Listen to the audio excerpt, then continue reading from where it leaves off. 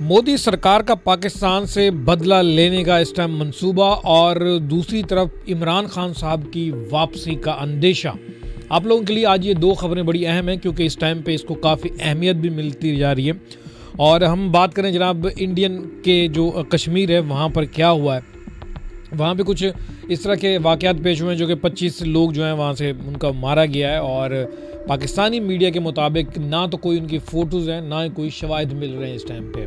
और दूसरी बात ये भी बताई जा रही है कि जनाब पाकिस्तान के जितने भी लोग हैं वो मीडिया के ऊपर ये बात करते हुए नज़र आ रहे हैं कि ये उस जगह पर वाक़या पेश आया यानी कि इंडिया के अंदर जहाँ पर ऑलरेडी इंडिया की सख्त से सख्त सिक्योरिटी इस टाइम पे मौजूद होती है, यानी कि फ़ौजी क़यादत काफ़ी ज़्यादा वहाँ पे एक्टिव रहती है।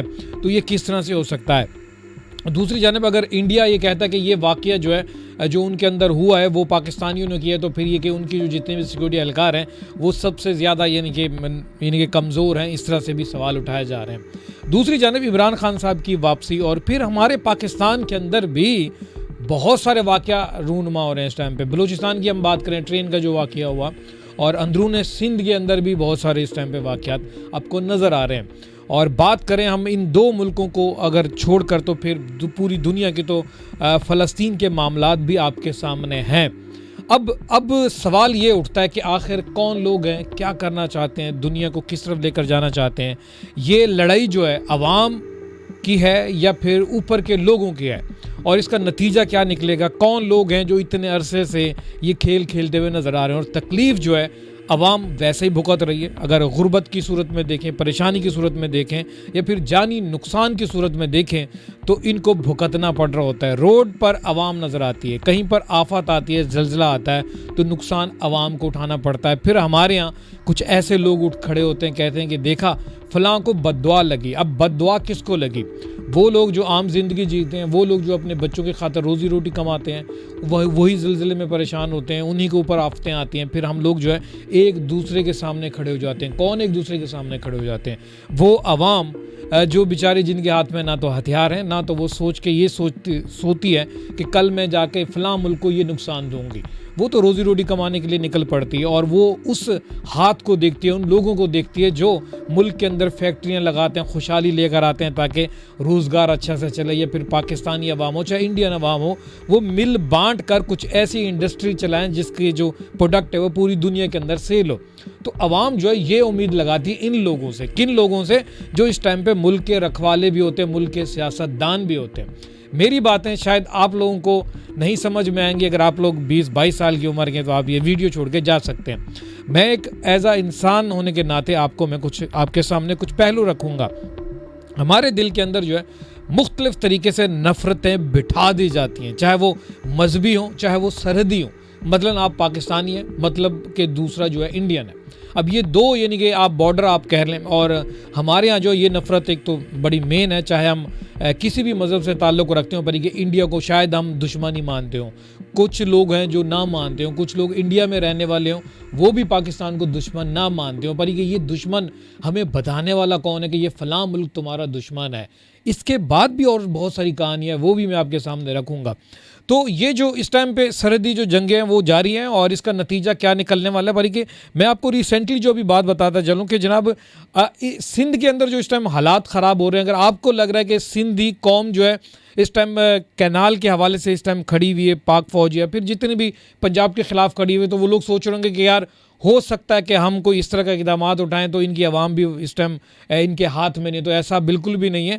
बहुत बड़ा बयान भी इस टाइम पे आ चुका है जो कि अफवाज पाकिस्तान के शाना बशाना रहेंगे। पीर बगाड़ा साहब की तरफ से भी हुक्म आ चुका है कि भाई पाक फ़ौज अपने आप को अकेला मत समझे। अगर इंडिया ने कोई इस तरह की कार्रवाई की तो हम उसका शाना बशाना यानी कि पाक फ़ौज का साथ देंगे और भरपूर जवाब देंगे। और अगर हम बात करें जनाब इस टाइम पे अगर पाकिस्तानी सियासत की या फिर पाकिस्तानी क़यादत की या फिर दिफाई इदारों की, तो इस टाइम काफ़ी उनकी तरफ से ये बयानात दिए जा रहे हैं कि इंडिया हमें झूठे इल्ज़ाम में फंसा रहा है और बॉर्डर भी बंद कर दिए गए इंडिया की तरफ से। और दूसरी जानिब ये कि मोदी सरकार, मैं मोदी सरकार कहूँगा, मैं इंडिया नहीं कहूँगा, क्योंकि मोदी सरकार के पीछे भी एक बहुत बड़ी कहानी है जो कि शायद आप जानते हो शायद ना जानते हो। तो मोदी सरकार ने ये बड़ा ऐलान कर दिया कि जितने भी पाकिस्तानी पढ़ने लिखने के लिए आए थे या जो भी आए थे वो अब वापस चले जाएं, उनका कोई भी इंडिया में रहने का कोई हक नहीं है।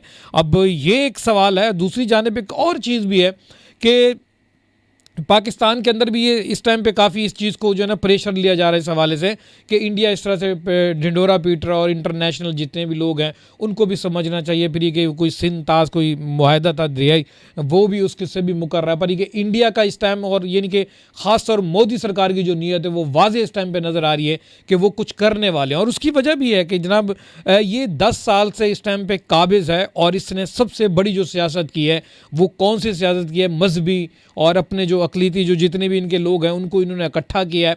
इकट्ठा करने के बाद है कि हिंदू इस टाइम पे पत्ता खेला इसने, और मजहबी वो चीज़ें उजागर करके इस टाइम, और उनको ये भी दिखाता है कि मैं जब से आया हूँ तो तुम्हारे मुल्क के लिए मैं बेहतरी लेकर आया हूँ। और सबसे ज़्यादा नुकसान मुसलमानों को इंडिया के अंदर इस टाइम पे भुगतना पड़ रहा है। दूसरी बात ये कि जो इस टाइम पे मोदी सरकार है वो मोदी सरकार क्या कर रहा है, मोदी सरकार ने जो है काफ़ी पत्ता खेला इस तरह से। अब वो क्या करेगा, वो ये करेगा कि जिस तरह से उसने ऐलान कर दिया अपनी कौम को, यानी कि हिंदू कौम को बता दिया कि मैं अब इसका बदला लूँगा।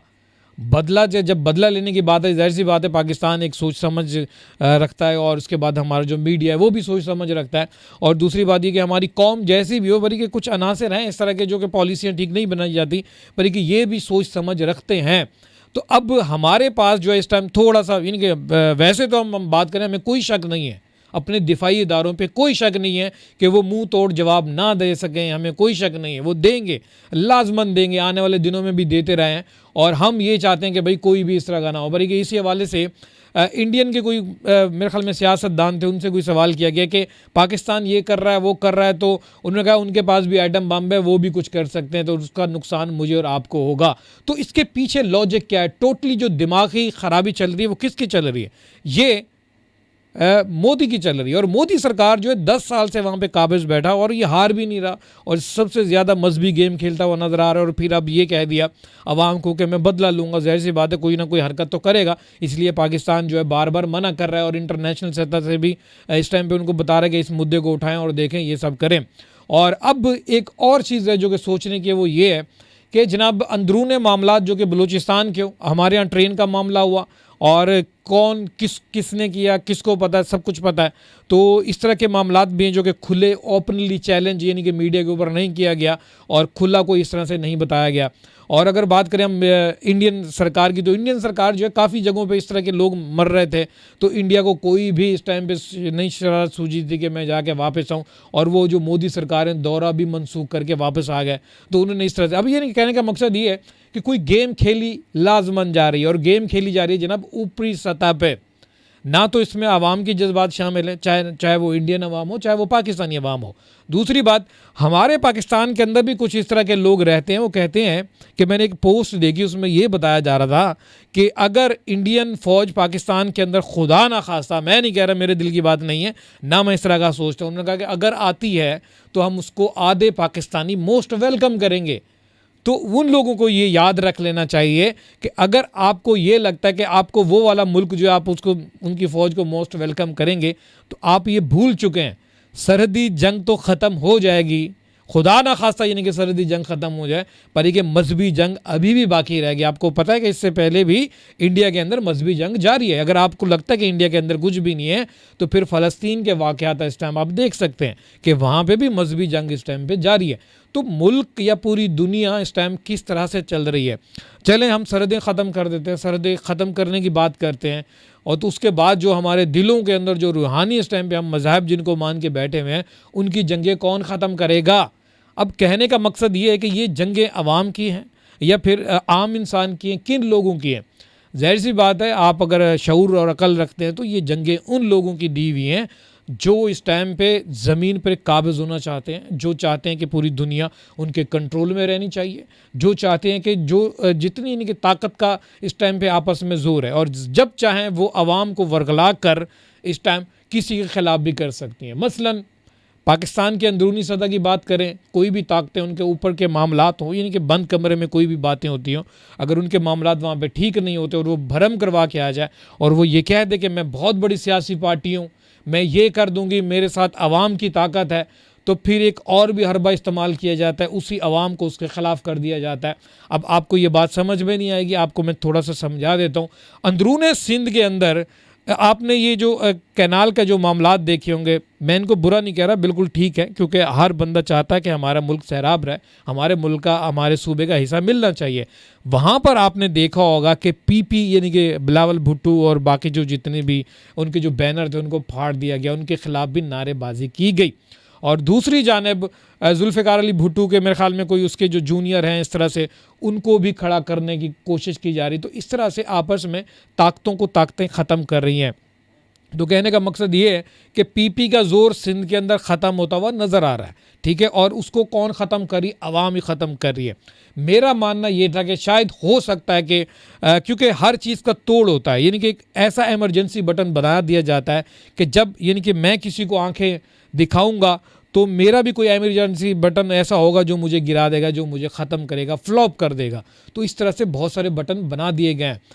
अब ये जो ऊपर के लोग हैं, ज़ाहिर सी बात है, अपनी सियासत चमकाने के लिए, लोगों के दिलों के अंदर घुसने के लिए, उनकी हमदर्दियाँ लेने के लिए बड़े बड़े पत्ते खेल रही होती हैं, सर्दी पत्ते खेलती हैं। जब वहाँ पे फ्लॉप हो जाती हैं, जब आवाम के पास अक्ल शऊर हो जाता है, वो कहती है कि हमने नहीं लड़ना, आपने जितनी भी पैंतरेबाजियाँ करनी, हमने नहीं लड़ना।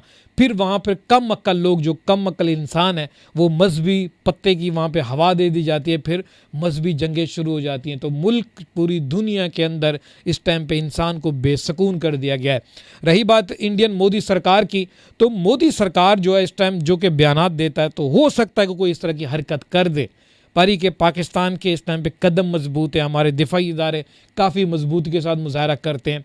हम लोग जैसे भी हैं, हमें दुनिया के अंदर जिस तरह भी चुना जाता है या समझा जाता है, तो कोई बात नहीं, बल्कि हमें पता है कि हम कौन सा कदम उठाएंगे। हम कोई बच्चे नहीं हैं, हम कोई बच्चों वाली सोच नहीं रखते कि हम जाएं किसी के साथ लड़ें और अपनी आवाम की जान का नुकसान कर डालें।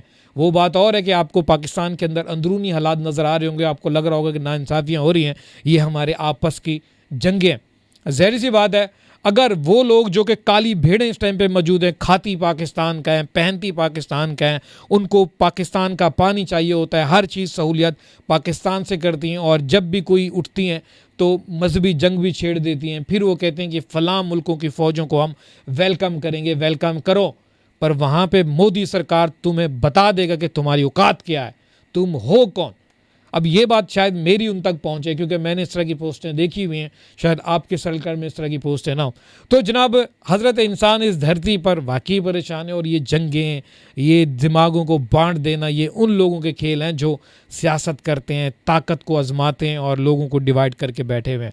खुदारा इन चीज़ों से बाहर निकलें और इनको लड़ने दें, इनको कह दें कि आपका एक मैदान है, जाएँ, आपके पास भी बंदूक है, दूसरे के पास भी है, जाएँ, लड़ें मरें।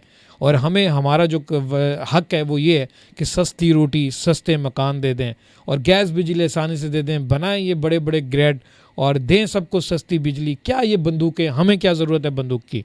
हमें आज इंडियन अवाम हो, हम अगर किसी मज़हब से बालातर होकर या बग़ैर किसी रंग व नस्ल के जहन के अंदर इस तरह के तफरके को ख़त्म करके अगर हम मिलजुल कर काम करें, तो शायद हम भूल जाएंगे हम किसी मुल्क के बशिंदे, शायद हम ये भूल जाएंगे हम किसी मज़हब से ताल्लुक़ रखते हैं। हाँ, हमें नज़ला, ज़ुकाम, खांसी, नज़ला, जो भी बीमारियां होती हैं एक जैसी होती हैं, इंसान को दवाई एक जैसी खा रहे होते हैं, तो हमें पता चलेगा यार फ़लाँ इंसान जा रहा है। आपको अगर ये महसूस नहीं होता तो किसी भी इंसान को मरता हुआ देखें, आप उसकी मैयत, डेड बॉडी मरते हुए देखें, तो आपकी रूह काम जाती है, तो आपको पता चलता है कि आपके अंदर भी इंसानियत मौजूद है। कुछ ऐसे पॉइंट हैं जो कि मैंने आपको बता दिए। मेरा जनाब किसी भी एजेंडे से कोई ताल्लुक़ नहीं है, सिर्फ कि ज़िंदगी का एक हिस्सा है।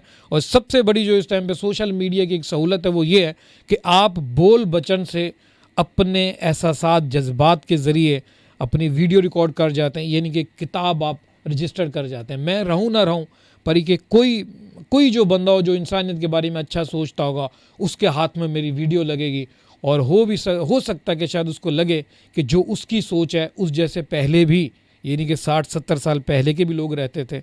अगर मैं बात करूं पुरानी किताबों की या फिर उन लोगों की जिन्होंने इंसानियत को एक दर्जा देने की कोशिश की है या फिर एक सहूलत देने की बात की है, तफरके से यानी कि बालातर होकर सोचा है, तो वो लोग भी किताबें लिख के चले गए, सब कुछ चले गए। पर कि कभी कभी आपको पता है कि ताकत इतनी हद से ज़्यादा बढ़ चुकी होती है, जब दौर आता है हुकूमतों का, बादशाहत का, तो उस टाइम जो इस तरह की किताबें दबा दी जाती हैं, इस तरह के अल्फाज दबा दिए जाते हैं, क्योंकि कहते हैं कि अगर इंसान एक हो गए, इंसान ने इंसान के बारे में अच्छा सोचना शुरू कर दिया, तो ये बड़े बड़े लोग हैं, ये कैसे कह सकेंगे कि हम जो बंदूक लेके खड़े हुए हैं, आपकी हिफाजत के लिए लेकर खड़े हुए हैं, क्योंकि उन फिर बंदूकों की भी ज़रूरत नहीं पड़ेगी। पता आपको इस बात का, बहुत अच्छी तरह से जानते। ये इन्हीं की दी हुई सोच है और इन्हीं की दी हुई लड़ाई है, जिसके साथ हम भी पीछे चल पड़ते हैं कि देखें ये हो रहा है। अब सोशल मीडिया हो, चाहे इलेक्ट्रॉनिक मीडिया हो, प्रिंट मीडिया हो, इसका सही से इस्तेमाल किया जाता है। अब ये कि पाकिस्तानी मीडिया भी काफ़ी इस टाइम सफाई पेश करता हुआ नज़र आ रहा है, इंडियन मीडिया भी करता हुआ नज़र आ रहा है। हवा के दोष के ऊपर एक जो इस टाइम पे जज्बात और एहसासात और जो धमकियाँ इस टाइम पे पेश की जा रही हैं, उनके पीछे जो चेहरे हैं जनाब मोदी सरकार है और साथ में कुछ बड़े बड़े अवामिल हैं। ज़ाहिर सी बात है, कोई इस तरह की बात हुई भी होगी तो ये मीडिया के ज़रिए, इलेक्ट्रॉनिक मीडिया यानी कि टेक्नोलॉजी के ज़रिए एक दूसरे से बातें पहुँचा रहे हैं, और इन बातों के ज़रिए जो है इंटरनेशनल जो जितने भी कवानीन हैं वो भी इन लोगों को मॉनिटर कर रहे हैं, और ये इस टाइम पे रकम मुकर्रर करेंगे। देखिए हमारे साथ ये मसला हो रहा है, जैसे कि पाकिस्तान के अंदर, इंडिया के अंदर छोटी मोटी आवाम परेशान होती है, चाहे सिख बरादरी की हम बात करें तो वो भी उन्होंने भी एहतजाज किया तो उनकी अदालतों में सुनी गई? नहीं सुनी गई, कुछ भी नहीं सुना गया। परी के जब अंदरूनी सतह पे आवाम की नहीं सुनी जाती, परी के जो बड़े बड़े ताकतवर लोग हैं इनको कंट्रोल करती है बाहर मुल्क की इंटरनेशनल जो इस टाइम पे कवानीन है वो कंट्रोल करते हैं। ये किस तरह से अपनी बात पहुंचाते हैं? ये मीडिया के ज़रिए बात पहुंचाते हैं, अपने इलेक्ट्रॉनिक मीडिया, प्रिंट मीडिया का इस्तेमाल करते हुए ढिंढोरा पीटते हैं, हमारे मुल्क के साथ ये हो गया, फलां ने ये कर दिया, वो कर दिया। अब वहाँ पर लोग इनको नोट करते हैं, फिर वो जायज़ा लेते हैं, एक दूसरे मुल्क के ऊपर दबाव डालते हैं कि देखें ज़रा थम जाए, आप भी थम जाए। फिर कुछ पाबंदियां लगा दी जाती हैं, उसके बाद इनके कुछ अंदरूनी मुतालबात होते हैं। मसलन कि एक बड़ा इनका बाप होता है, वो इस तरह से ये उनके आगे रोना धोना शुरू करते हैं, फिर इनकी लड़ाई करके एक को थोड़े से ज़्यादा दे दिए, फिर या ज़्यादा दे, इनकी अदला बदली चल रही होती है। ये मामला आता है। तो जनाब ये कुछ दिल की बातें थी, और दिल की बातें आपको पता है कि जब मैं बोलता हूँ तो फिर इसी तरह बोलता रहता हूँ। शायद आप मेरे साथ रहते भी हों, शायद हो सकता है 1 सेकंड की वीडियो प्ले करके चले जाते हो।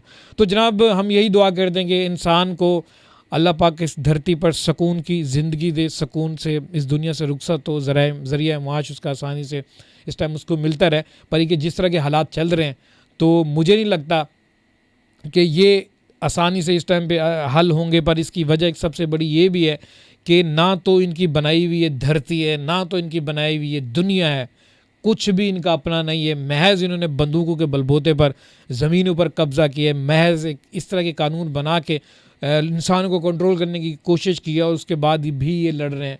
और इनकी लड़ाई का नतीजा शायद कुछ समझ में आए कि आखिर क्या करना चाहते हैं। दूसरी जानब एक आम आवाम है जो अपने बच्चों की खातिर दिन भर काम करती है, अपने बच्चों की खातिर परेशान हो जाती है, और ना तो उसको दवाई मुयसर है, ना तो कुछ मुयसर है। और जब भी वो कोई अपनी तकलीफ़ बयान करना शुरू कर देती है तो फिर छोटी मोटी कुछ कवानीन होते हैं जो कि उनको नज़र रखते हुए इस टाइम पे वो बंद भी कर दिए जाते हैं। तो ये ज़ाहिर सी बात है जनाब। तो कुछ दबे दबे अल्फाजों में, कुछ खुले अल्फाजों में मैंने आपके साथ ये बातें की हैं। उम्मीद करता हूँ कि आज की वीडियो आपको अच्छी लगी। जाते जाते हमारे चैनल को लाइक और सब्सक्राइब ज़रूर कीजिएगा।